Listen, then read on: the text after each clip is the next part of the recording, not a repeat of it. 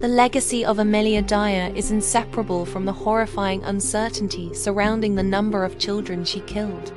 A number that transforms her story from mere crime into something closer to nightmare.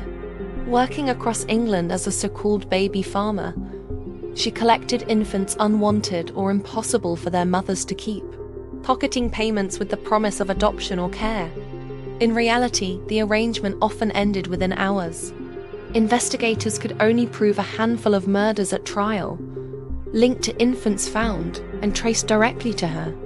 Yet Dyer herself reportedly admitted to killing dozens, and many historians believe the true toll stretched far higher, potentially exceeding 200 victims over decades. The nature of her work made precision impossible. Records were sparse, identities concealed, and countless disappearances went unreported.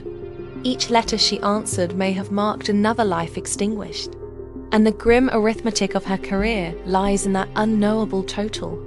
A void filled with speculation, dread, and the recognition that society's neglect enabled her longevity. Her capture came after a child's body surfaced from the River Thames, wrapped in distinctive tape. Investigators linked the tape to her belongings. Once arrested, the weight of correspondence, witness testimony, and physical evidence collapsed the illusion of harmless caretaking. Unlike some killers who clung to denial, Dyer eventually confessed to multiple murders, though the scope of her admissions fluctuated. When sentenced, her execution carried none of the spectacle of earlier public hangings, by then conducted behind prison walls, yet the atmosphere was heavy with grim anticipation. On the morning of her death in 1896, she was led to the scaffold calm and subdued, watched by officials whose duty required detachment in the face of unspeakable cruelty. Accounts describe the ritual precision of the event. The noose adjusted, final prayers offered, the drop calculated to ensure a swift end. It was over in moments. Her life concluded with a mechanical efficiency chillingly reminiscent of her own methods. The execution did little to resolve the unease surrounding her crimes.